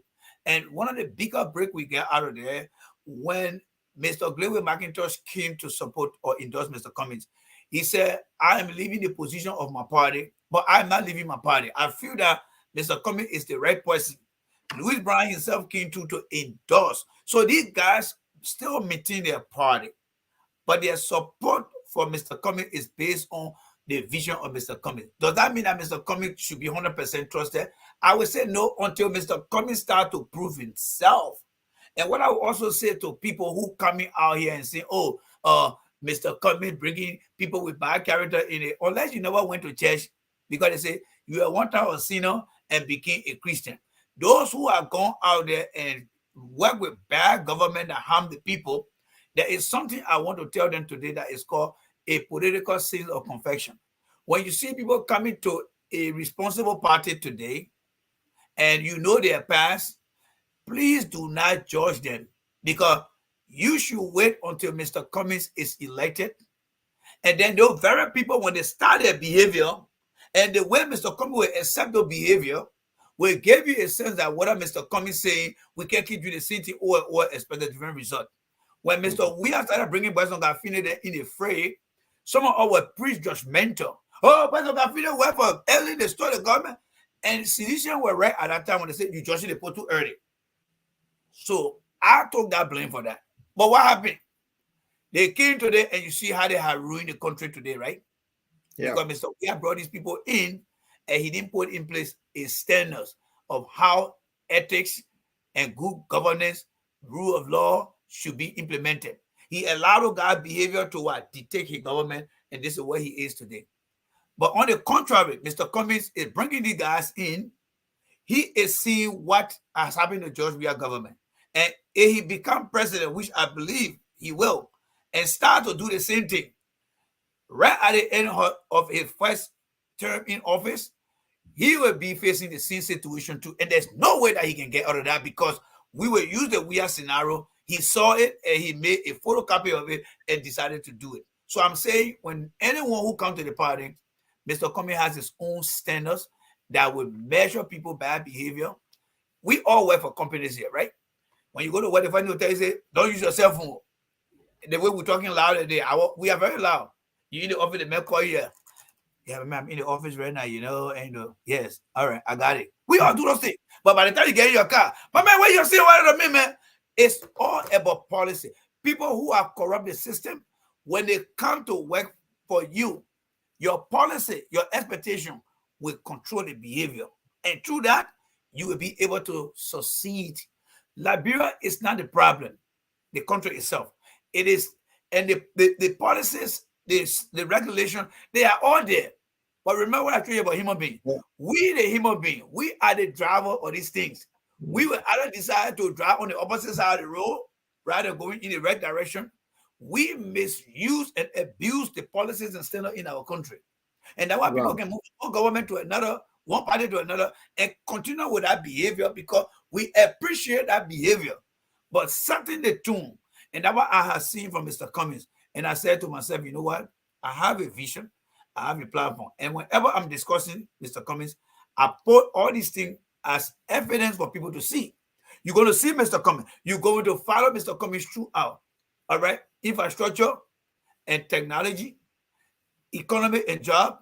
You got all those 7 lists of things. And all you have to do when you elect him, take your pen and start to monitor his progress, what he's doing. From there, at the end of the term, you get to know. So I decided to support Mr. Cummings because of the model he has, his approach to how he wants to do things. It is not that we are where we had our empathy from. We had the empathy for we are because most of the politicians in the past had destroyed the country. Paul Kasser was having for 12 years. They drove that car until the wheel fell off. He went to meet Weah with no message because the message that destroyed the country, Paul Kasser wanted to be that person. No. And he was a competitor to George Weah. George Weah was someone who we felt that he's coming in the game with less experience. We thought that he was going to open up. And let nobody tell me here that, oh, I know what Mr. Cummings is going to do tomorrow, because there will be opposition to Mr. Cummings tomorrow. Politics is not science. I can tell you 2 + 2 = 4. You can go all around the world. They will tell you 2 + 2 = 4. So I'm not going to take a mathematical equation and say, oh, you knew we are going to do that. Do you know where you are going to be today? Do you know where the war was going to take you? So people want to justify things because they don't find themselves in it. But when they find themselves in it, then they want to create an opposite suggestion. So what I'm saying here, Mr. Cummings is not going to be 100% fair. But what Mr. Cummings is giving us are things that we need to measure his performance against. He has proven to us things that he had done as an individual who run his own foundation. He has listed things that he has done. Past performance will determine future behavior. Mr. Weah said that he had done a lot of things, but it's only by word of mouth. When he was playing soccer, wherever he went, whoever ran his foundation or gave him money out, I don't have no justification for that. If Mr. Weah had cataloged everything that he had done, we will say, you know what, Mr. Weah did this, but everything is just by word of mouth, and the way people challenge it. But Mr. Cummings is taking a different approach.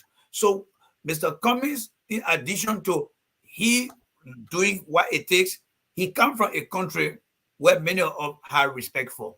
The United States, a guy who works in corporate, a guy who sees things, how things are done. We work in this country. We see how things are done. And he compromised those things. We will know that he's going to be part of those who took their degree from here and left it at the airport. Number 3, and that will be the final one, he had a lot of investment here. He is part of different companies stake board. And he compromised those things and say, I'm going to buy into the Liberian idea. It's going to also ruin his character with this institution here. One test that I saw where he was taken to court, he had to go to Europe to bring in independent auditor, forensic auditor, to determine whether they were saying the truth or not. Why you think he was doing that? To clear his image, to clear his character.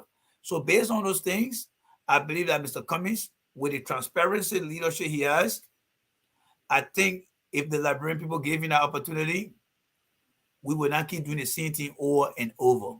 And I'm saying that on your show here today, because if Mr. Cummings become president, which I believe he will, I will pull the video. I'm very good at keeping video, just so you guys know.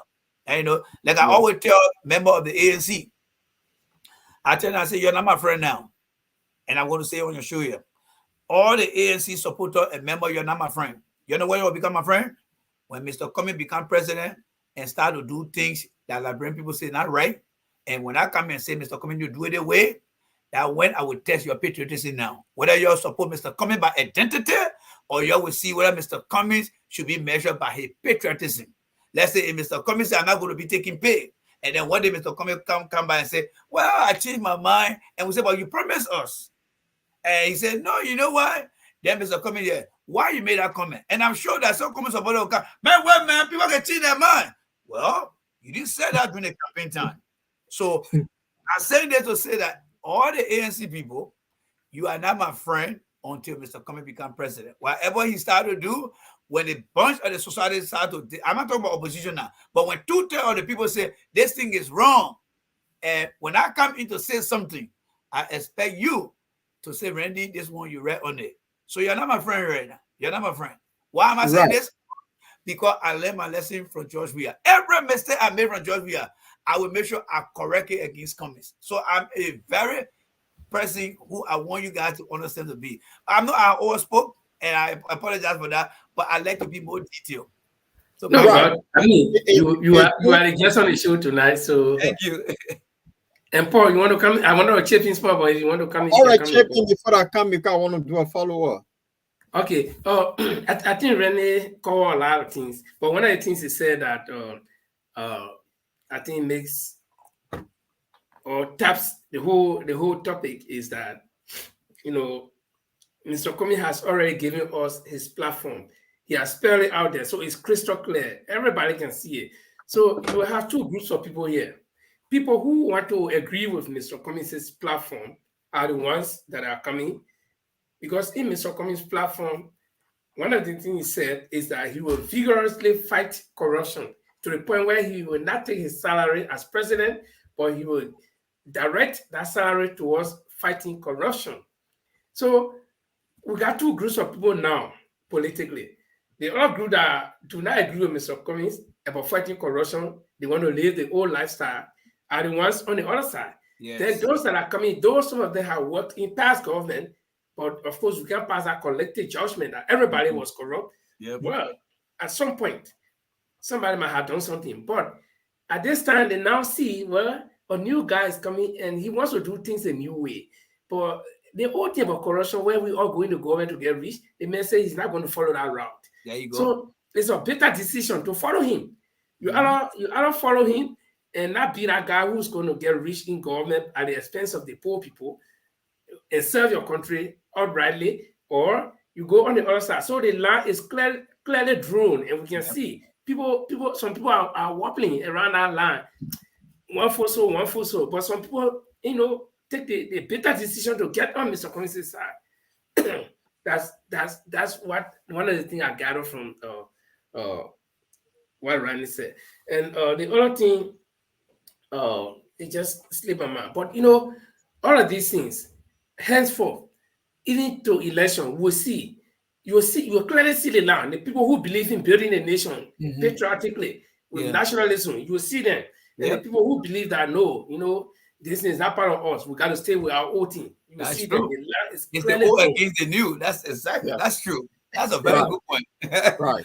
People who go to decide whether they want to keep the old system and keep the city or and those who want to see it. So you're right. Through the election time, we'll be watching and they want you. So I'm going to bring this to you. I had a discussion with a very young man that have a decent job in Liberia. He kind of leaning Mr. Cummings, but his fear here is when Mr. Cummings become president, he will not have a job no longer. So like normal when people come in, so his fear now is to support Weah because he's not sure whether his job going to go. So as a political analyst, is Mr. Cummings speaking that political language in Liberia to resonate with the people, or is not resonating with the people? Like this young man are afraid of his job. How do we sell message to those people that say, look, your job will be safe? Because these are some of the fear they have. What your take on this? Yeah, and like I always said, this election, I'm looking at the election to be built on three indicators. One, the issue in the country. Two, the demographic. And three, the geographic.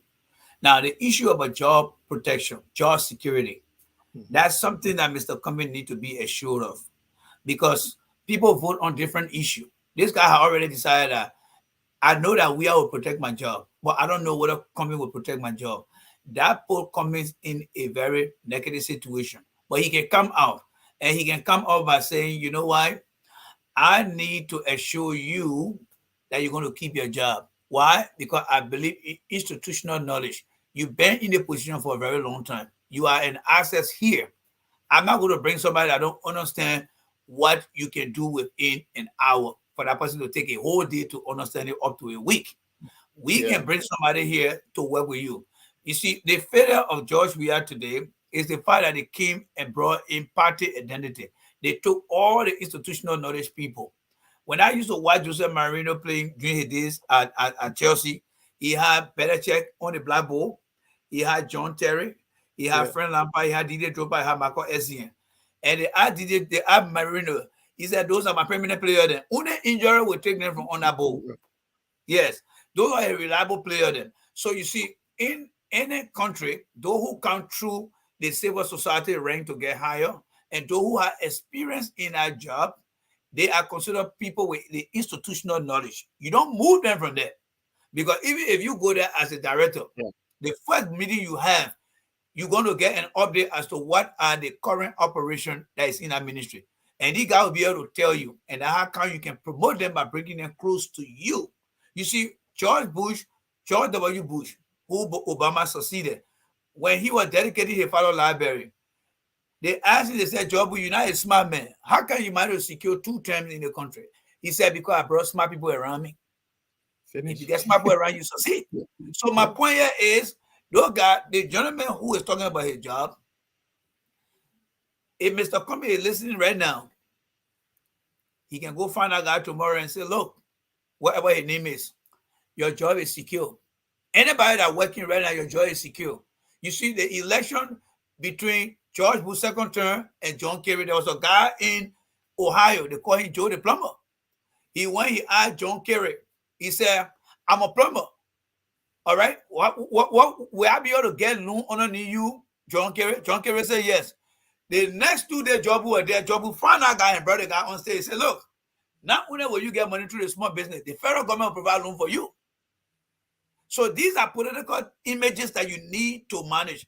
And that is why I keep telling most of the ANC communication director and strategists that when we are on a platform, when we broadcasting in Liberia, our goal is to collect data from the audience.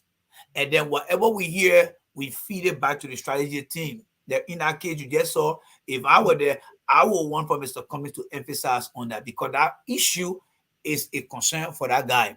That guy will go from community to community and say, my man, we're not sure whether Cummings going to get your job. And because of that missed opportunity, the man that we don't want, he can get re-elected because we did not say those things.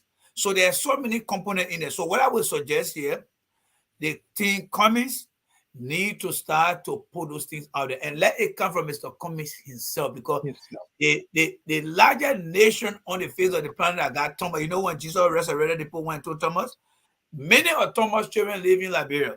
You can be the one to go and tell that young man, if it doesn't come from Mr. Cummings, they will not believe it. So Mr. Cummings need to speak out on this thing once in a while, and through a conversation, tell us, look, if I ever become president, you will not lose your job. You're going to keep your job. And, so that's how I will address it. And, it's an issue because he's a young guy, geographically. He lived, I don't know where he lived, but he's part of the geographic.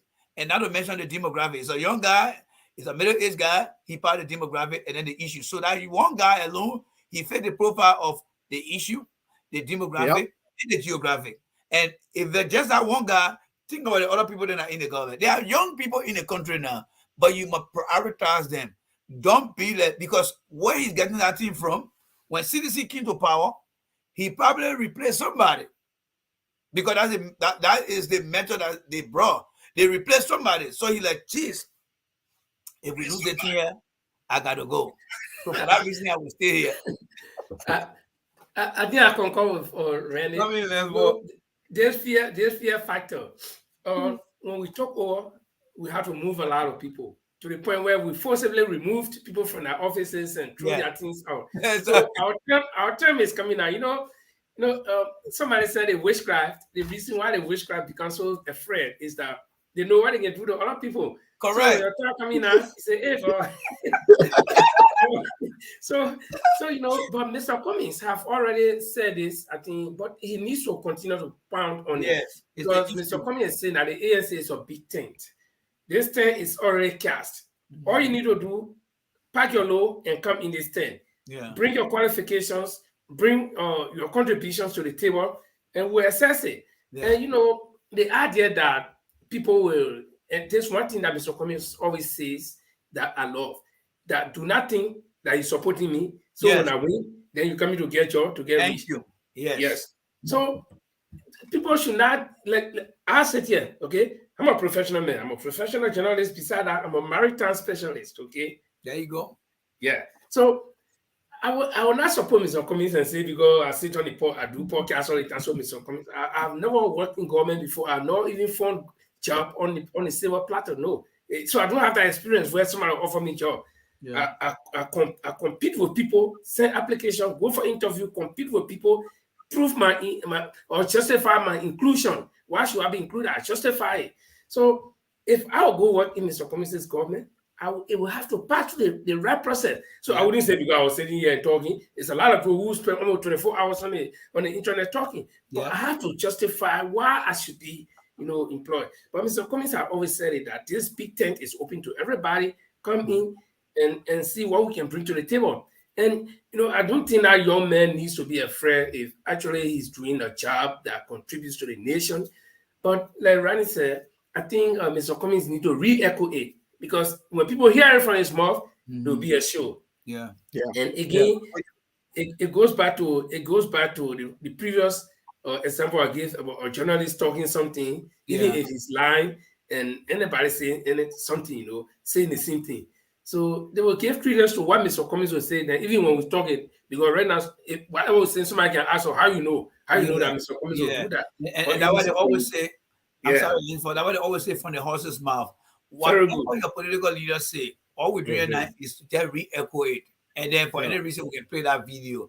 That's why it is important that people out here, you see, every campaign, we got a campaign manager, we got the strategy manager, because the strategy manager has what we call the research team. What you just brought up is a very valid thing in the young people's mind, because young people can vote on things that matter to them. So how do we capture them on our side? So that is something that I think the strategy team needs to start looking for, to give assurance to the young people, because it's not about just security. This guy had already established, he got things going on for himself, and the next thing you know, he's a friend. He kind of reminds me of Prince Johnson. See, Prince Johnson will only start making noise whenever the new presidential election is coming up, because his insurance policy that will keep him protected from not going to the war crime code. When the presidential election is coming, or that insurance policy is expiring, so you'll be like, damn, who's going to carry next before I go to the war crime code? You know what? I don't like that person. I like that person here. He did not do. And so when you see president making that noise here, just assume that his protection from not going to the war crime code insurance policy is about to expire. Policy is running out. He's looking for new insurance. You want to reinsure? So you very irrelevant to me. So I see making the president. I don't know you, and whenever I know you. By the time John we are get read letter, or a coming read letter. Let's say for example, we are gonna read letter, he might close again. You say the next year, you said the same thing to Ellie again. He said, when Ellie, when Ellie was running in 2010, he said, now I'm going to resign, man. Because the people push about war crime code about the issue. Yeah, I'm going to resign, man. I'm man one time to be a Nazi Mandela. So we've been here nearly 1 hour 40 minutes now. Yeah. So we want to spend the next 10 minutes. We also can wrap. I want to play that Mr. Cummings video on his 5 pillars. It's just about 7 minutes. If that's okay with you. Yes, it's okay. I do that too on my platform, so that's good. Okay. Yeah, Prince Johnson got you laughing, and so when you go around my president, just say, my man, I will protect you. You what in my country? Sorry, Paul, before you roll that video, Paul, please, I beg you back before you roll the video. There is something I listened to. I didn't listen to the live Spoon show yesterday, but the morning I listened to it while I was at work. And Prince Johnson tells us that he resents Mr. Cummings in all sense. But then he can accept money from Mr. Cummings, allegedly accept money. I have yet to hear the sound of Mr. Cummings, when Mr. Cummings actually gave money. That's why I said, that Mr. Cummings can't tell you part of the story, because because maybe my thing here, maybe he told Mr. Cummings said, and I'm just saying that because I think it is not real though. So they put the schema out here. I'm just saying this is how I think it happened. Maybe Mr. Cummings approached and said, my man, my party open, but you think that walk around code thing you can protect me? I mean, and you see, I'm not taking my project. Can you post more thing? That easy, man. That money I need to get it from the cabinet right now. Then now he can be on it to make it be. Yeah, make it be. So let me keep talking. I'll get into it when you down there will come on. The best video. I rewrote this for our audience. There are 5 priorities we have, and we call that the what's. And then there are 5 things we call the how we'll do it. And those priorities are as follows. Our first priority is infrastructure. Simply put, it's electricity, it's roads, it's water, and it's internet and cell phone connectivity across Liberia. We have to invest in infrastructure. That is the top priority.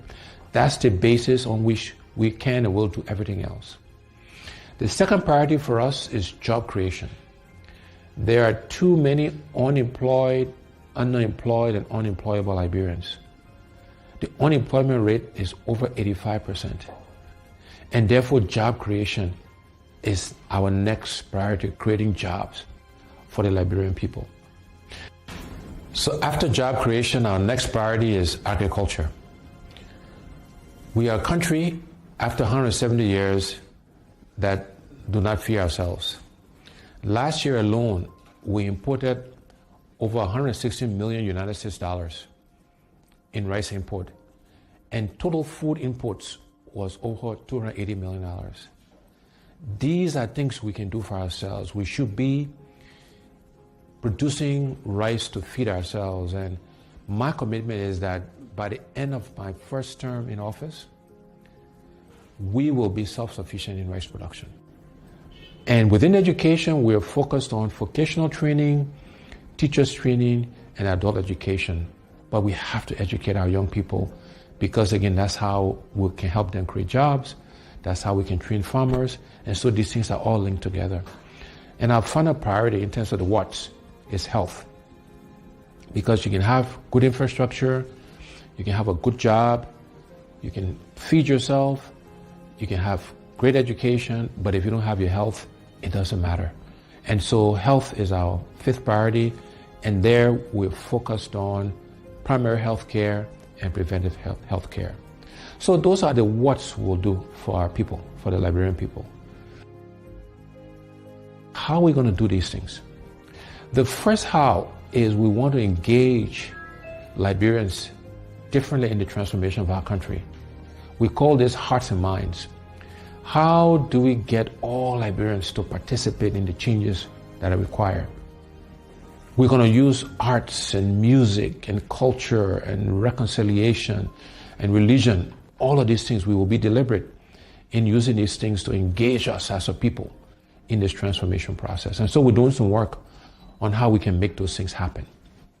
The next how is that we're going to find the money. We have to find the resources, the money, to do all of the what's I mentioned earlier. And the way we'll find the money is, first, we'll go after waste in government. You know, we spend a lot of money on things that we don't need, or we pay too much for things that we do need. So, for example, I believe the vehicles we buy for our government officials, we spend too much money on that. We should reduce the number of vehicles, and we should buy less expensive vehicles for our government officials. We need to reduce how much they make so we can pay teachers and civil servants and police officers and the military officers and healthcare workers, people who actually do the work. We need to pay them more money and reduce the gap between those at the top and those who actually do the work. The other way we'll find the money is going after this thing called corruption.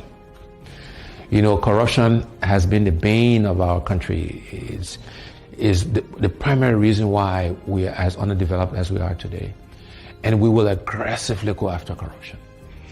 The first thing we'll do is we will appoint a corruption czar, a minister in charge of corruption in the presidency that will coordinate all of the agencies that are meant to find corrupt officials. Secondly thing we'll do is we'll make sure we are giving the resources, the money, the right people, the right logistics to the anti-corruption agencies, the LACC, Liberia Anti-Corruption Commission, the General Accounting Office, the Public Procurement and Concessions Commission. We will make sure they got the right resources to go after corrupt officials. After that, when we find people who are corrupt, we will prosecute them, we will put them in jail, and we'll seize their assets. it will not be good enough for you just to resign. So those are the things we will do to really go after corruption. I have committed that I will not take a salary. The salary that is paid the president, I will allocate it towards helping to fight corruption. That's how important I think it is to us. And then the other way we'll find the money is we'll make sure we're getting full value, the full monies we're due from our natural resources. We'll look to exploit other natural resources so we can get the funds required to fund healthcare, to fund infrastructure, to create jobs, etc., etc. So finding the money is the second how. The next how is we want to create a government of inclusion.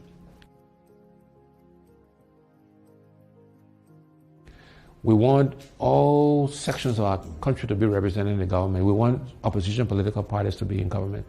Because we believe that having a government inclusion will help all of us make the right decisions. It will make sure that we're spreading the resources of our country across the entire country. And then the last two hows, one is growing the private sector. We will focus on growing the private sector so Liberians can primarily benefit from that growth. No longer should Liberian business people be spectators to our economy. And we want to actively support Liberianization and encourage and provide credit and other facilities to Liberian businesses so they can participate. And last but not least, we will use technology. We'll leverage technology to help us achieve our goals. So those are the what's and the how's. But let me end by leaving you again with these two universal truths. One is we cannot keep doing the same things, my people, and expect different results. We cannot keep electing the same people with the same experiences and expect Liberia to change. We need to elect and select different people to lead us, to serve us, to help us manage and run our country. And the other universal truth is the best predictor of future performance and future behavior is past performance and past behavior. And on those two counts, I believe I stand head and shoulders above the other candidates aspiring to lead our country. Yes, based on those counts, you stand head and shoulder above the other candidates. Hey, Randy, it was good having you. Where y'all taking? I'll be in the barman motor close. I can see that. I can see that. You know that Keanu Reeves right now, the first Keanu Reeves on our show. Yeah, but ladies and gentlemen, I would like to say thank you to those who out there listening to me. Ladies and gentlemen, thank you so much for taking your time to come and listen to us here. I think I enjoyed the conversation. We learned a lot from each other here, and there will be no time that I would not want to come here. And to Paul, you and Linford, my followers are asking you guys to find a way to get Mr. Cummings here, because one of the motivating things too is people want to have a way to say, yes, on our show we got XYZ. I'm also trying my best. Every platform that I'm on right now, we are trying to get Mr. Cummings to come on our platform, because one thing that will discourage the followers, if they see Cummings going on other platform and they're not coming on another platform, that's true. That is not equality right there. And that's true. Yeah, that's not equality. And CDC is very smart. They call white war. So you take this suddenly on the very wrong way. And so yeah. I encourage you to please reach out to Mr. Cummings and see what he can do. Not now, maybe sometime October. Let he just give us a time that he probably will come on the show so that we all can come here together and have a conversation with him and be able to bring all the audience together and see what we need to do. But I would like to say a big thank you to you guys for the opportunity. I think we had a very great time. And one thing I learned from Linsford, during election time, I'm going to have two white sheets. Those who want to retain the old system and those who want to change. Yeah.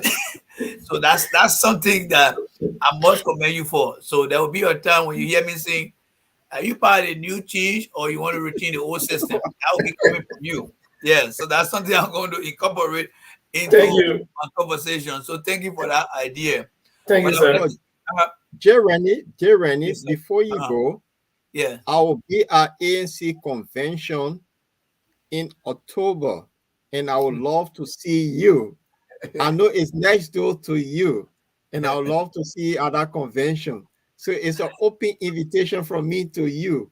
Yeah, you are the second person that said that because I'm trying to put the barricade between them myself until I get to see this. I mean, ANC people fire up. So Paul has put in the ring. There were, I think, 3 people now. Duke said he would like to see me, and then Alex from Idaho, I know from Iowa. Now you coming in, so you guys are pushing me to the wall right now. I haven't made up my mind yet because I don't have a holiday anytime between now. But the reason why I do not like to take a short visit to the US is that all my family, I'm the only person of my family in Europe. The rest of them are there. So even if I go for 3 weeks, you will not believe that I'm supposed to be in Houston, right? But when I go, I'm traveling all the time. That when I come back, I'm not coming to pick up my belongings from Houston now to go to the airport. So, I always like the long kind of vacation, like maybe 1 month. Well, but taking 1 week, brother, nothing for me. Yeah. So, whenever you're ready, you come, we'll be here. Yeah. Whenever you're ready, we'll be here. At least we are extending a network, so the network of friends and acquaintances. So, Paul, back in the days, our people used to tell us, when they talk to the Jew say she would think about it. Yeah. But something I started thinking about lately. Something I started thinking about lately. Now it's easy. You just take your phone, you text a Jew, right? Yeah. How we used to do it, So even there when you go talk to the Jew and say I was thinking about it. And you get that you went infinitely later. So now you're on the smashing and playing the Jew. Yeah. Don't bring too much time for talking about Jew and let's see all that. So Charlie, that one. So guys, so Paul, thanks for the open invitation. I'm going to put that on my list. But again, I would like to say a big thank you to you guys for the show. And whenever you need me, just let me know.